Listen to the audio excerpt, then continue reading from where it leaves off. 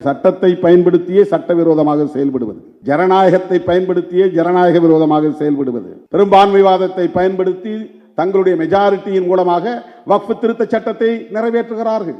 அது அரசமைப்பு சட்டத்திற்கு எதிரானது, ஆனால் நிறைவேற்றுகிறார்கள். ஆர்டிகிள் 370 அதை நீக்குகிறார்கள். அது இந்த அரசமைப்பு சட்டத்திற்கு எதிரானது, ஆனால் அரசமைப்பு சட்டத்தை பயன்படுத்திய தங்களுக்குள்ள பெரும்பான்மை பலத்தை பயன்படுத்தி 370 நீக்கி ஜம்மு காஷ்மீரை இரண்டாக உடைக்கிறார்கள். Anti constitution by law. அவர்கள் அரசமைப்பு சட்டத்திற்கு எதிராக வேலை செய்கிறார்கள், ஆனால் சட்டத்தின்படி செய்கிறார்கள். இதுதான் நவீன பாசிசம். அரசமைப்பு சட்டத்தில் அரச மதம் அறிவிக்கப்படவில்லை. அப்படி என்றால் மதசார்பற்ற அரசு. புதிதாக உருவாகிற இந்த குடியரசு மதசார்பற்ற அரசு. குடிமக்களுக்கு மதம் உண்டு, கலாச்சாரத்தில் அவர்களுக்கு எந்த சுதந்திரமும் உண்டு. எந்த கடவுளையும் வழிபாடு செய்து கொள்ளலாம், அதை யாரும் தடுக்கக்கூடாது. அவனுடைய கருத்தை அவன் பரப்புரை செய்யலாம், அதையும் தடுக்கக்கூடாது. அந்த லிபர்ட்டி உண்டு. ஆனால் அரசுக்கு அது கிடையாது.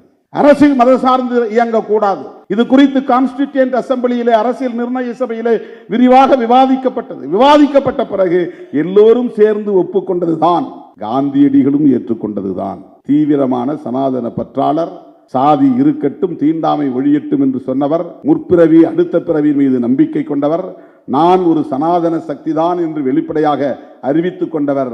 ஒன்றில் அவர் நம்மோடு உடன்பட்டார், அம்பேத்கர் அவர்களோடு உடன்பட்டார். என்னவென்றால், அரசுக்கு மதம் வேண்டாம், மதசார்பற்ற அரசு, செக்யூலர் ஸ்டேட். இந்திய அரசியலில் இதெல்லாம் வியப்புக்குரிய உண்மை. ஒற்றை பேராயுதமாக புரட்சியாளர் அம்பேத்கர் அவர்கள் வகுத்தளித்த ஒன்றுதான் அரசமைப்பு சட்டம். மாவோயிஸ்டுகளின் கைகளில் இருக்கிற அத்தனை ஆயுதங்களுக்கும் உள்ள வலிமையை விட 1000 மடங்கு வலிமை கொண்டதாக இருக்கிற ஒற்றை பேராயுதம் அரசமைப்பு சட்டம். கார்ப்பரேட்டுகளுக்கான செயல் திட்டங்கள் எல்லா நாடுகளிலும் இருக்கின்றன, ஆனால் சனாதனத்திற்கான செயல் திட்டம் இந்தியாவில் மட்டும் இருக்கிறது. எனவே இதுதான் இருக்கிற ஆபத்துகளிலேயே, தீங்குகளிலேயே மிக மோசமானது என்பதை உணர்ந்த புரட்சியாளர் அம்பேத்கர் அவர்கள் அந்த இந்தியாவை தகர்ப்பதற்கு புதிய கோட்பாடுகளை முன்மொழிகிறார். அந்த கோட்பாடு, நாங்கள் உருவாக்க போகிற புதிய இந்தியாவில் சமூக நீதி, பொருளாதார நீதி, பொலிட்டிக்கல் அரசியல் நீதி இருக்கும். அவர்களுக்கு கருத்து சொல்வதற்கு, இதர மதம் போன்ற மொழி போன்ற அனைத்திலும் ஈடுபாடு கொள்வதற்கான சுதந்திரம் உண்டு. சகோதரத்துவம் இங்கே நிலை பெறும், சமத்துவம் இங்கே மலரும், பாகுபாடுகள் இருக்காது, டிஸ்கிரிமினேஷன் இருக்காது, ஆண் மேலானவன் பெண் கீழானவள் என்கிற டிஸ்கிரிமினேஷன் இருக்காது, உயர்ந்த சாதி கீழ் சாதி என்கிற பாகுபாடு இருக்காது, பாகுபாடுகளற்ற இந்தியா. இதுதான் பிரியாம்பிள், இதுதான் மேனிஃபெஸ்டோ ஆஃப் மாடர்ன் இந்தியா. சனாதனத்தை தகர்ப்பதற்கான பேராயுதங்கள். இதனை RSS உள்ளிட்ட சங் பரிவார்களால் 0.001% கூட ஏற்றுக்கொள்ள முடியாது, ஏற்றுக்கொள்ளவில்லை. இந்த நாள் வரையில் அவர்களால் ஏற்றுக்கொள்ள முடியாத ஒரே சட்டம் அரசமைப்பு சட்டம் தான். அதில் மிக முக்கியமானது, அவர்களை நெருடிக்கொண்டே இருக்கிற, அவர்களின் கண்ணை உறுத்திக்கொண்டே இருக்கிற ஒரு சொல் செக்யூலரிசம் என்பதுதான்.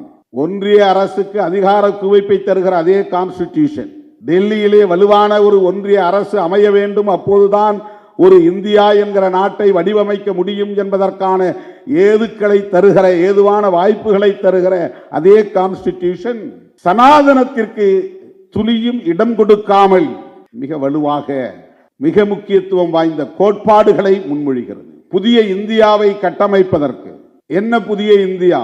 சமத்துவ இந்தியா, சகோதரத்துவ இந்தியா கட்டமைக்கப்படுவதற்கு, சகோதரத்துவம் மலர வேண்டுமானால், சமத்துவம் இங்கே நிறுவப்பட வேண்டுமானால், சனாதனம் என்கிற கருத்தியல் வேறறுக்கப்பட வேண்டும். காங்கிரஸோடு பிஜேபி இந்த சமூக மற்றும் கலாச்சார தலங்களில் முரண்படுகிறார்கள். அவர்களுக்கு ஒரே நாடு தேவை. எதற்காக? ஒரே சந்தையை நிறுவுவதற்காக. ஒரே நாடு தேவை. எதற்காக? சமூக மற்றும் கலாச்சார தலங்களில் ஒரே கலாச்சாரத்தை நிறுவுவதற்காக. விடுதலை சிறுத்தைகள் கட்சி இடதுசாரி ஜனநாயக சக்திகளோடு எவ்வாறு இணைந்து இயங்குகிறது என்பதை கடந்த கால் நூற்றாண்டு அரசியலில் களத்தில் உள்ள அனைவரும் நன்கு அறிவார்கள். அந்த வகையிலே மக்கள் அதிகாரம் ஒருங்கிணைக்கிற எல்லா நிகழ்ச்சிகளிலும் நான் தவறாமல் பங்கேற்கிறேன். இந்த அழைப்பை உடனடியாக நான் ஏற்றுக்கொண்டேன். எனக்கு வேற என்ன நிகழ்ச்சி இருக்கிறது என்பதை கூட நான் சோதித்து பார்க்கவில்லை, கேட்டு சொல்லவில்லை. உடனே வருகிறேன் என்று இசைவு தந்து விட்டேன். இந்த நிகழ்ச்சியில் பங்கேற்பதில் எனக்கு பெரிதும் மகிழ்ச்சி. ராஜு அவர்கள் பேசுகிற போது தலைப்பை பற்றி சொன்னார். ஒன்றிய அதிகார குவிப்பை தடுத்திடு என்பதற்கு பதிலாக தகர்த்திடு என்று ஒரு திருத்தம் சொன்னார்கள் என்று நான் இந்த துண்டறிக்கையை பார்த்ததும் எனக்கு தோன்றிய ஒரு திருத்தம், தடுத்திடு என்பதற்கு பதிலாக தடுப்போம், போரிடு என்பதற்கு பதிலாக போரிடுவோம் என்று இருக்கலாமே என்று எனக்கு தோன்றியது. நாம் வெளியிலே நின்று கொண்டு யாருக்கோ சொல்லுவது போல் இல்லாமல் நம்மையும் இணைத்து கொண்டு நாமும் சேர்ந்து களத்திலே நின்று தடுப்போம் அல்லது தகர்ப்போம், போரிடுவோம் என்கிற வகையில் இது அமைந்திருக்கலாமே என்று எனக்கு தோன்றியது. அவர் கொடுத்த போதே அப்போதே நாம் எல்லோரும் சேர்ந்து களத்திலே நிற்க வேண்டும். தமிழகத்தில் உள்ள அனைத்து ஜனநாயக முற்போக்கு சக்திகள், இடதுசாரி சக்திகள் அனைவரும் ஒருங்கிணைந்து போராட வேண்டும். ஒன்றிய அரசின் பாசிச தாக்குதலை தடுக்க வேண்டும், தகர்க்க வேண்டும். இந்த மாநாட்டின் முதன்மையான கருப்பொருள் ஒன்றிய அரசு அல்லது பாஜக அரசு மையத்திலே அதிகாரத்தை குவிக்கிறது, மாநிலங்களின் அதிகாரத்தை பறிக்கிறது என்பதாகத்தான் இருக்கிறது. அதில் யாருக்கும் மாற்று கருத்து இல்லை. அதை மக்களுக்கு எடுத்துச் சொல்ல வேண்டிய பொறுப்பு நம்மை போன்ற அனைவருக்கும் உள்ளது. ஒன்றிய பாஜக அரசு என்று நாம் சொன்னாலும் கூட ஒன்றியத்தில் இருக்கிற அல்லது இருந்த எந்த அரசாக இருந்தாலும், அது காங்கிரஸ் தலைமையிலான அரசாக இருந்தாலும் பாஜக தலைமையிலான அரசாக இருந்தாலும், டெல்லியில் அதிகாரத்தை குவிப்பதையே தம்முடைய கடமையாக கொண்டிருக்கிறது என்பதை யாரும் மறுத்துவிட முடியாது. ஏனென்றால் நாம் இன்றைக்கு பாதுகாக்க வேண்டும் என்று சொல்லுகிற அரசமைப்பு சட்டமே டெல்லியை வலுவாக அதிகார குவிப்புள்ள ஒரு உறுப்பாக வைக்க வேண்டும் என்பதில் கவனம் செலுத்தி வடிவமைக்கப்பட்டிருக்கிறது. இதை நாம் கசப்பான உண்மையாக இருந்தாலும் ஏற்றுக்கொண்டுதான் ஆக வேண்டும். நம்முடைய கான்ஸ்டிடியூஷன், நம்முடைய அரசமைப்பு சட்டம் வலுவான ஒன்றிய அரசை வடிவமைக்க ஏதுவான கூறுகளை உருவாக்கி வைத்திருக்கிறது. அதே நேரத்தில் ஒரு கூட்டாட்சி நடைமுறையும் இங்கே இருக்க வேண்டும் என்பதையும் வலியுறுத்துகிறது. இதை புரிந்து கொள்கிறவர்கள் அல்லது கையாளுகிறவர்கள் எத்தகைய பின்னணியில் இருந்து புரிந்து கொள்கிறார்கள் என்பதும், எத்தகைய பின்னணியிலிருந்து அதனை கையாளுகிறார்கள் என்பதும் தான் பிரச்சனை.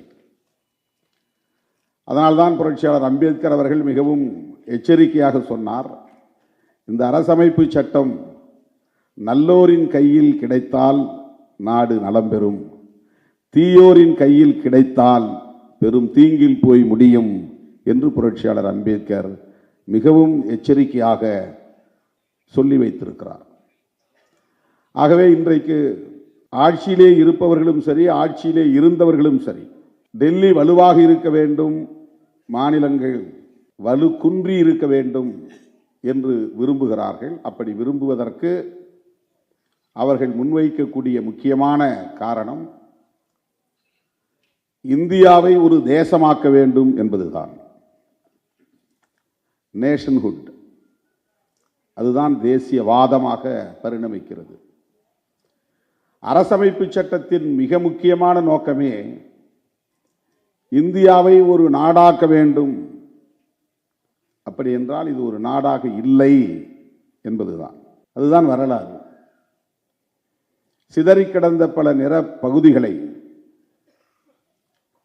பல்வேறு ஆளுகைக்கு கீழே கட்டுண்டு கிடந்த பல்வேறு ஆட்சி பரப்புகளை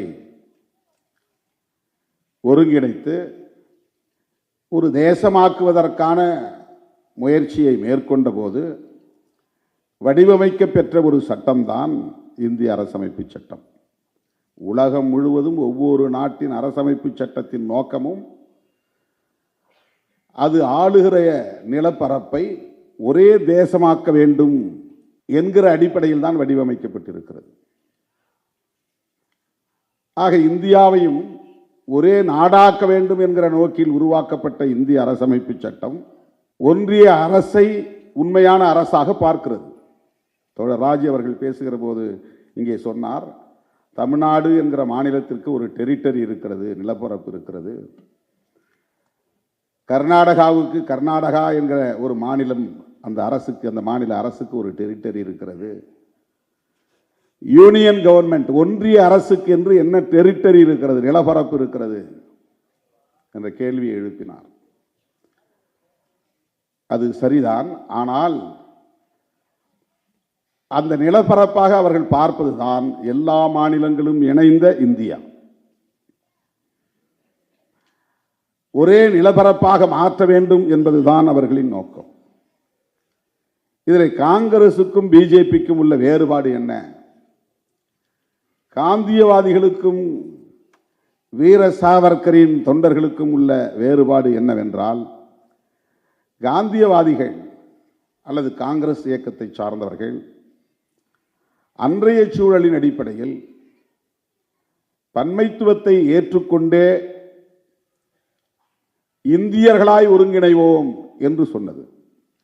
நீ தமிழனாயிரு, தெலுங்கனாயிரு, கன்னடனாயிரு, மராத்தியாயிரு, குஜராத்தியாயிரு, அது பிரச்சனை அல்ல. நீ இந்துவாக இரு, இஸ்லாமியனாக இரு, கிறிஸ்தவனாக இரு, அது பிரச்சனை அல்ல. ஆனால் இந்தியனாய் இரு என்பதுதான் காங்கிரஸ் முன்வைத்த தேசியவாதம். அது நாட்டினவாதம் என்று நாம் சொல்லலாம்.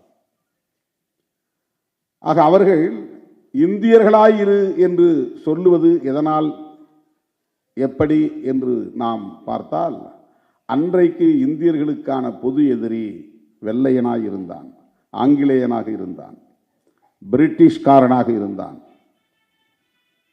இங்கிலாந்து நாட்டை சார்ந்தவனாக இருந்தான். அந்த ஏகாதிபத்தியத்தை, ஆங்கிலேய ஏகாதிபத்தியத்தை எதிர்ப்பதற்கு இந்தியர் என்கிற உணர்வுதான் வேண்டும். உனக்கு சாதி உணர்வோ, மத உணர்வோ, மொழி உணர்வோ, மொழி சார்ந்த இன உணர்வோ இருந்தாலும் அதையெல்லாம் புறந்தள்ளி வைத்துவிட்டு, ஓரங்கட்டி ஒதுக்கி வைத்துவிட்டு இந்தியனாய் அணிதிரளுங்கள், அப்போதுதான் அந்நியனை நாம் விரட்டி அடிக்க முடியும். ஆகவே காங்கிரஸ்காரன் முன்வைத்த தேசியவாதம் என்பது இந்தியர் என்கிற ஒருமைப்பாடு, இந்தியர் என்கிற ஒற்றுமை. ஒற்றுமை என்பது ஆங்கிலத்தில் யூனிட்டி, ஒருமைப்பாடு என்பது ஆங்கிலத்தில் இன்டெகிரிட்டி. பன்மைத்துவத்தை ஏற்றுக்கொண்டு ஒற்றுமையாக இருப்பது இன்டெகிரிட்டி. நீ நீயாயிரு, நான் நானாக இருக்கிறேன், ஆனால் நாம் இருவரும் நாமாக இருப்போம் என்கிற அந்த அடிப்படையிலே வைப்பதுதான் அது. பிஜேபிக்காரர்கள் வைக்கிற அந்த ஒருமைப்பாடு என்னவென்றால், இந்தியர் என்று இப்போது அவனால் சொல்ல முடியவில்லை. அவனுக்கு தேவை இந்துவாக இரு என்பதுதான் அவனுடைய தேசியவாதமாக இருக்கிறது. அவன் முன்வைத்த தேசியவாதம் இந்தியன் என்கிற தேசியவாதம், இந்தியன். இவன் வைக்கிற தேசியவாதம் ஹிந்து நேஷனலிசம். இந்த தேசம் இந்துக்களின் தேசமாக அறிவிக்கப்பட வேண்டும், நாம் இங்கே இந்துக்களாகவே நம்மை அடையாளப்படுத்திக் கொள்ள வேண்டும், அந்த அடிப்படையில் ஒரே நாடு என்கிற ஒரு வடிவத்தை, ஒரு கட்டமைப்பை இங்கே நிறுவியாக வேண்டும். இதுதான் காங்கிரஸ்காரர்களுக்கும் பிஜேபிக்காரர்களுக்கும் இடையிலான வேறுபாடு. ஆனால் இருவருக்கும் பொதுவான உடன்பாடு என்னவென்றால், இவற்றையெல்லாம் சாதிக்க வேண்டுமானால் மொழி உணர்வு கூடாது, பிராந்திய உணர்வு கூடாது,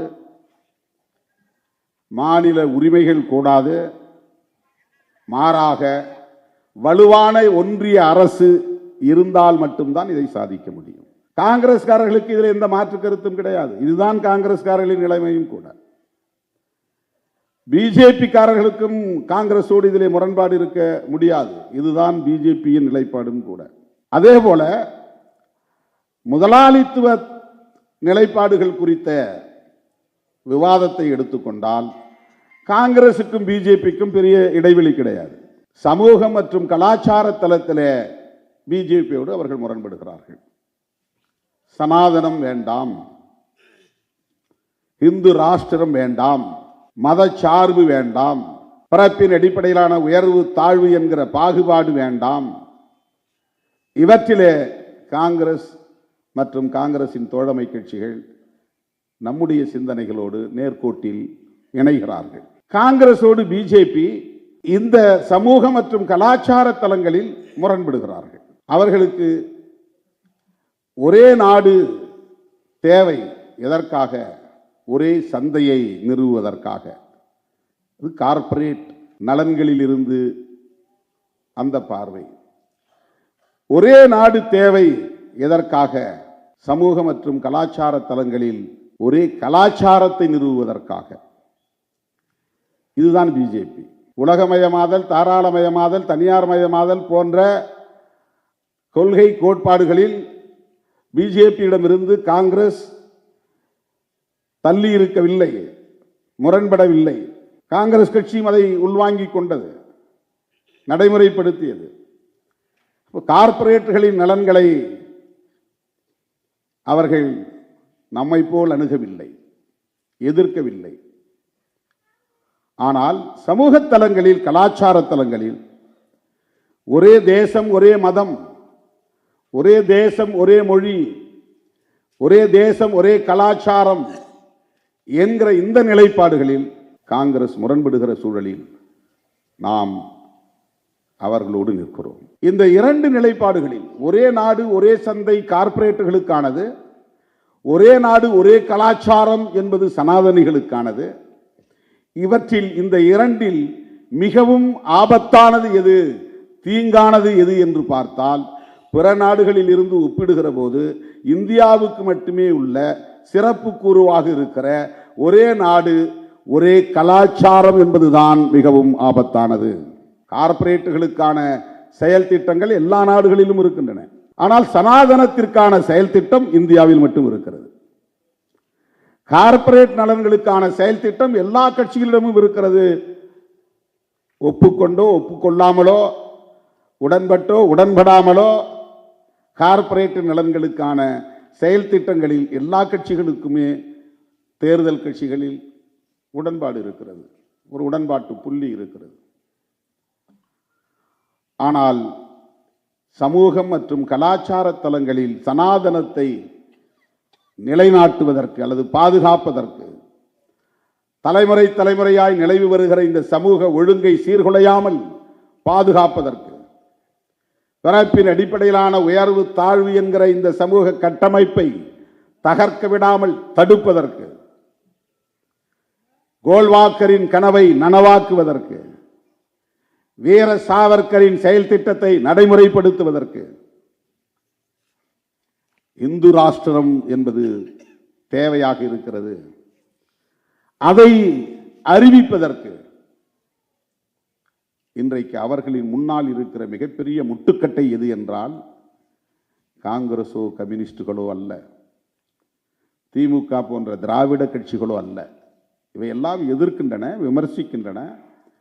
இவற்றையெல்லாம் அவர்கள் தேர்தல் களத்தில் எதிர்கொள்கிறார்கள். ஆனால் அவர்களின் சனாதன கனவுகளுக்கு மிகப்பெரிய முட்டுக்கட்டையாக இருப்பது, இந்து ராஷ்டிர கனவை நனவாக்க விடாமல் தடுக்கும் வகையில் முட்டுக்கட்டையாக இருப்பது இந்திய அரசமைப்பு சட்டம்தான், கான்ஸ்டிடியூஷன் ஆஃப் இந்தியா என்பதுதான். எப்படி ஒன்றிய அரசுக்கு அதிகார குவிப்பை தருகிற அதே கான்ஸ்டிடியூஷன், டெல்லியிலே வலுவான ஒரு ஒன்றிய அரசு அமைய வேண்டும், அப்போதுதான் ஒரு இந்தியா என்கிற நாட்டை வடிவமைக்க முடியும் என்பதற்கான ஏதுக்களை தருகிற, ஏதுவான வாய்ப்புகளை தருகிற அதே கான்ஸ்டிடியூஷன் சனாதனத்திற்கு துளியும் இடம் கொடுக்காமல் மிக வலுவாக, மிக முக்கியத்துவம் வாய்ந்த கோட்பாடுகளை முன்மொழிகிறது. புதிய இந்தியாவை கட்டமைப்பதற்கு என்ன புதிய இந்தியா? சமத்துவ இந்தியா, சகோதரத்துவ இந்தியா கட்டமைக்கப்படுவதற்கு சகோதரத்துவம் மலர வேண்டுமானால், சமத்துவம் இங்கே நிறுவப்பட வேண்டுமானால், சனாதனம் என்கிற கருத்தியல் வேறறுக்கப்பட வேண்டும். அதன் அடிப்படையில் நிறுவப்பட்டிருக்கிற சமூக அமைப்புக்கு எதிரான தாக்குதல் நடைபெற வேண்டும். அதற்கு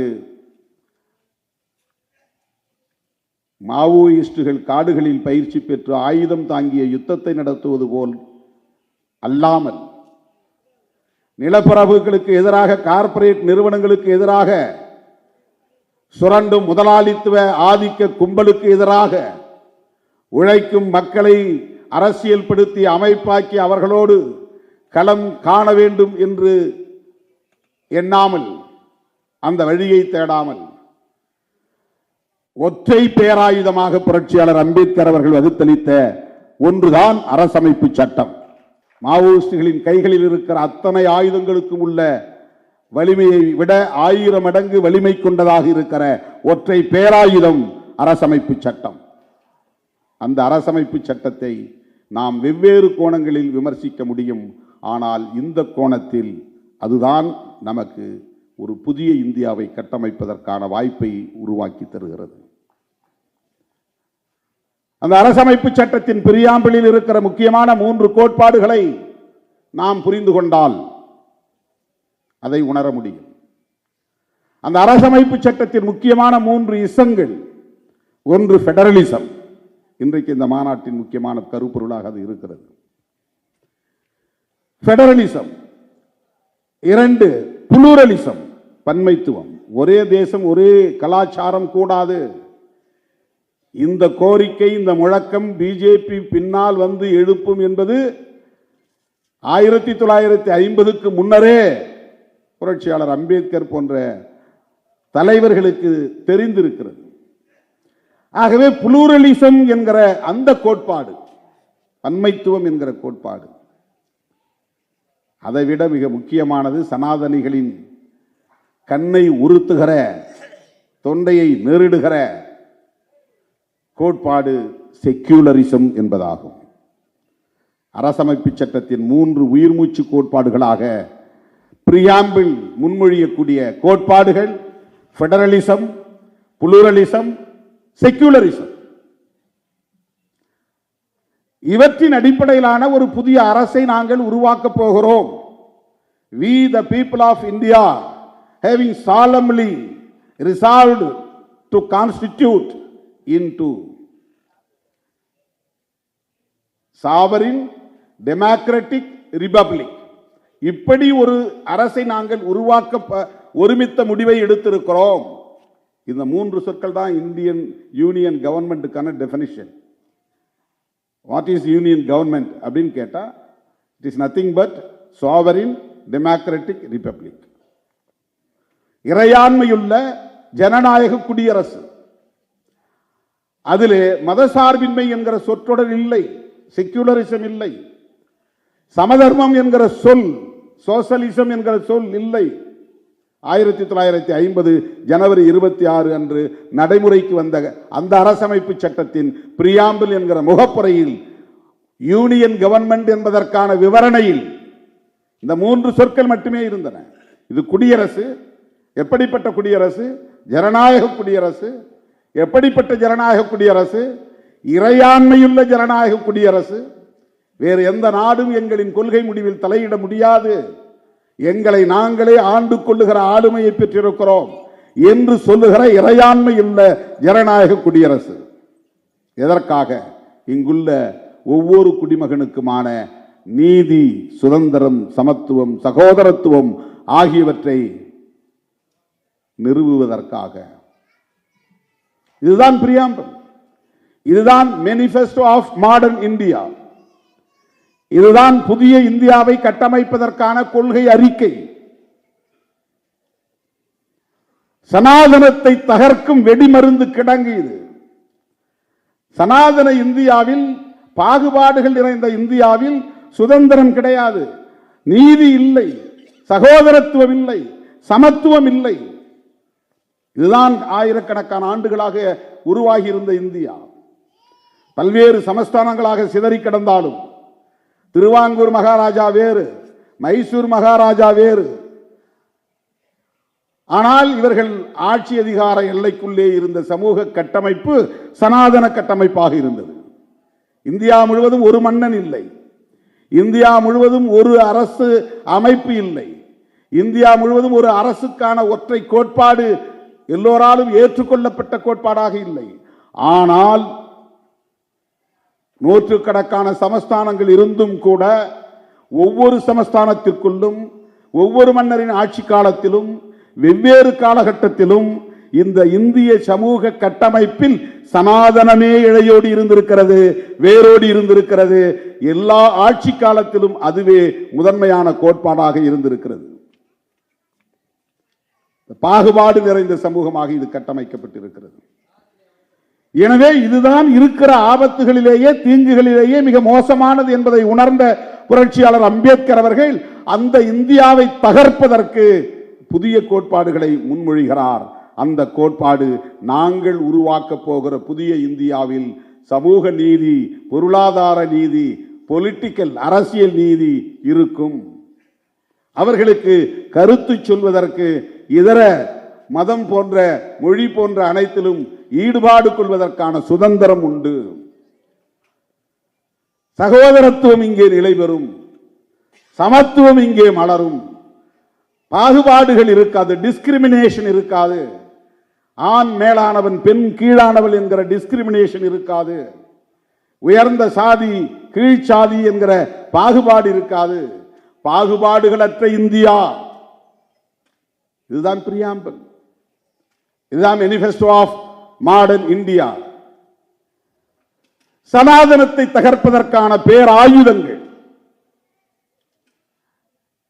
இதனை RSS உள்ளிட்ட சங் பரிவார்களால் 0.001% கூட ஏற்றுக்கொள்ள முடியாது, ஏற்றுக்கொள்ளவில்லை. இந்த நாள் வரையில் அவர்களால் ஏற்றுக்கொள்ள முடியாத ஒரே சட்டம் அரசமைப்பு சட்டம்தான். அதில் மிக முக்கியமானது அவர்களை நெருடிக்கொண்டே இருக்கிற, அவர்களின் கண்ணை உறுத்திக் கொண்டே இருக்கிற ஒரு சொல் செக்யூலரிசம் என்பதுதான்.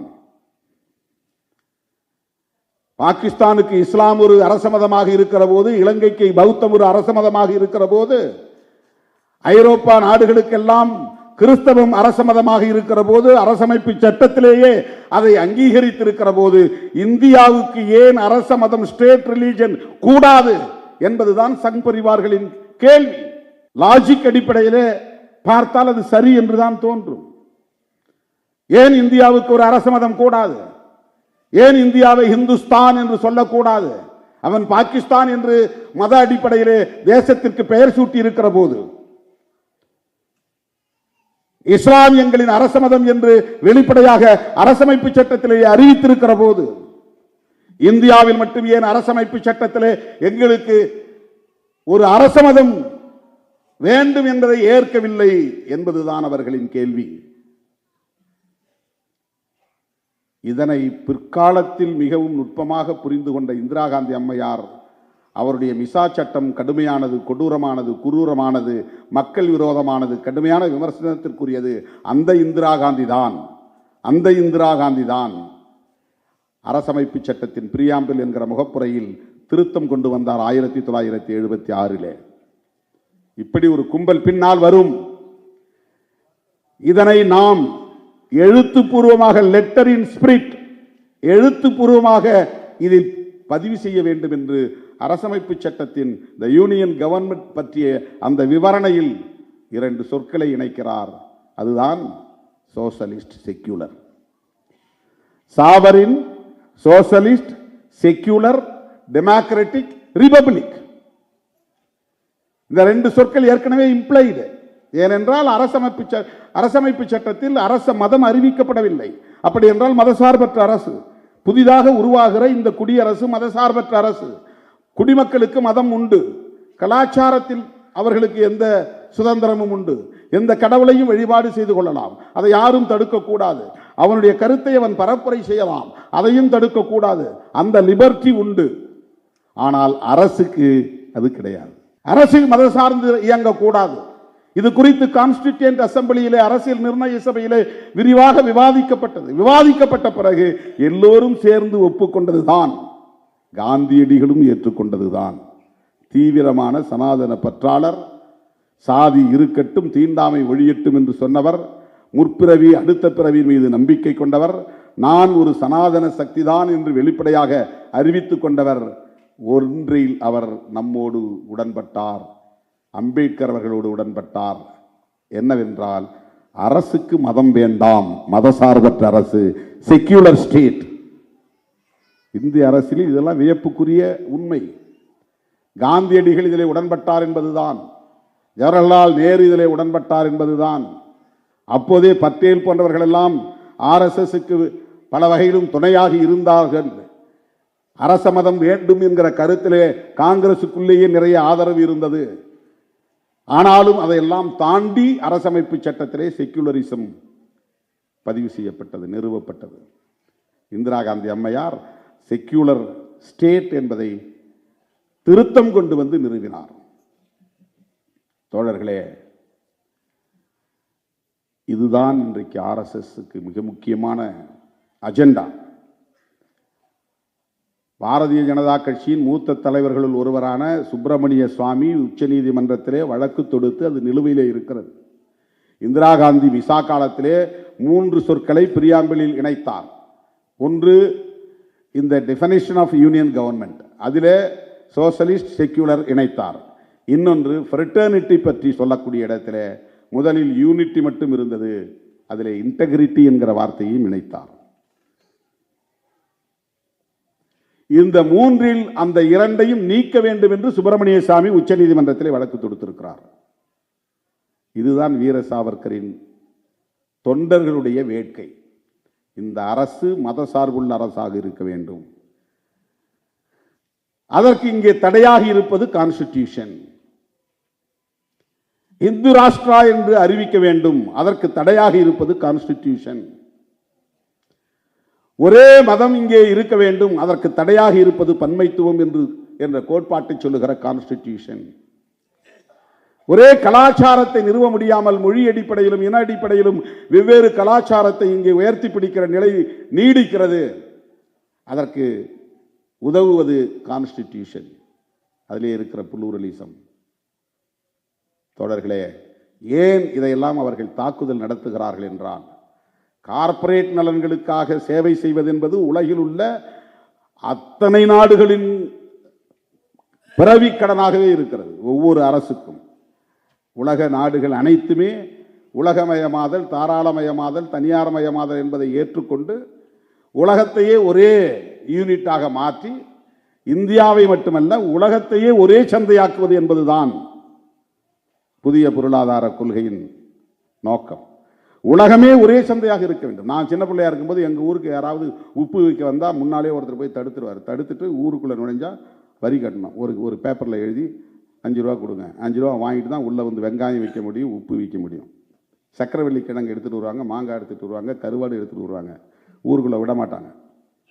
ஊருக்குள்ளே தடுத்து நீ ஊருக்கு இவ்வளோ ரூபா வரி கட்டிட்டு அப்புறம் உள்ளே போ. இது வியாபாரிகளுக்கு ஒரு தடை தானே.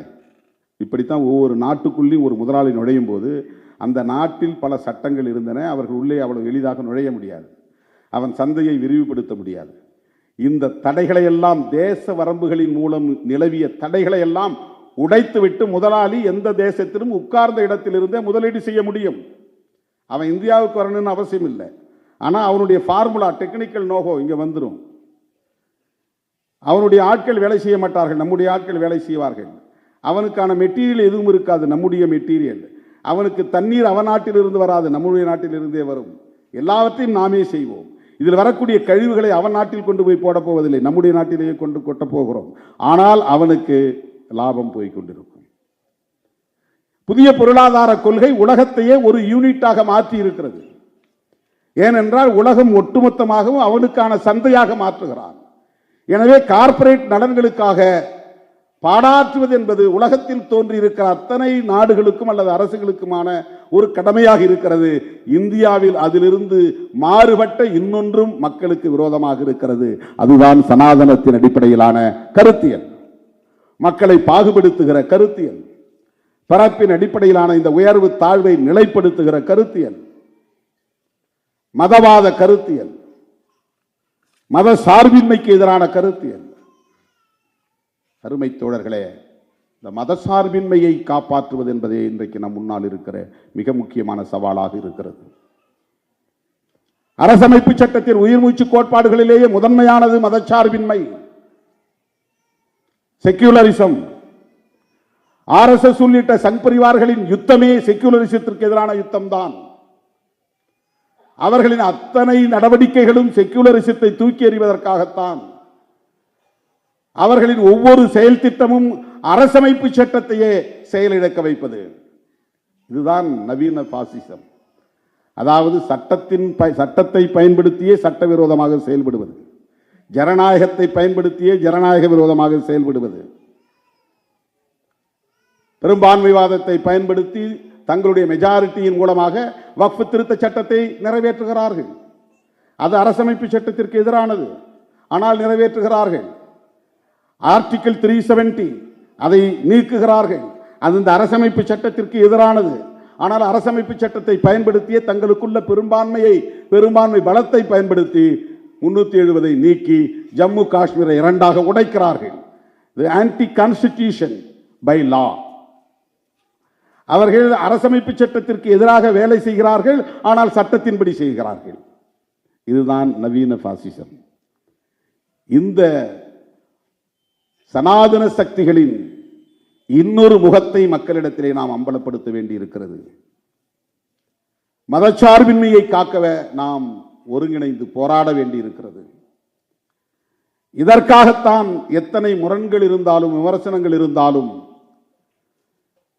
காங்கிரஸ் போன்ற கட்சிகளோடும் இணைந்து நாம் கைகோர்த்து களமாட வேண்டிய தேவை இருக்கிறது.